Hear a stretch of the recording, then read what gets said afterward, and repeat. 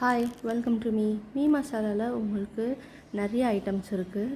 First சொல்ல போனாங்கன்னா உங்களுக்கு வால்மிளகு சுக்குமல்லி காஃபி அப்படின்னு ஒரு ஐட்டம் 11 இன்க்ரீடியன்ஸோட.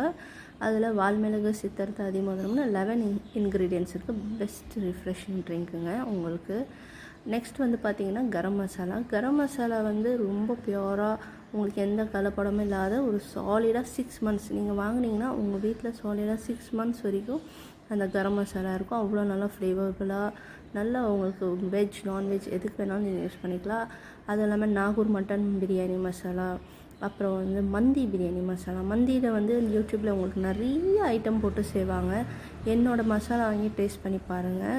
ஈஸியாக செஞ்சிடலாம். உங்கள் பசங்க ஸ்கூலுக்கு கூட மந்தி வேணும்னு தான் கேட்பாங்க. அந்த அளவுக்கு நீங்கள் அந்த மந்தி பிரியாணியை பன்னீர்லேயும் ட்ரை பண்ணலாம், சிக்கன் வெஜ்ஜு எல்லாத்துலேயுமே ட்ரை பண்ணலாம். மட்டன்னு கூட நீங்கள் ட்ரை பண்ணலாம். உங்களுக்கு எதில் ட்ரை பண்ணணும்னு நினச்சாலும் மசாலா வீட்டில் இருந்ததுன்னா ரொம்ப ஈஸியாக நீங்கள் அந்த மந்தி பிரியாணி செஞ்சிடலாம்.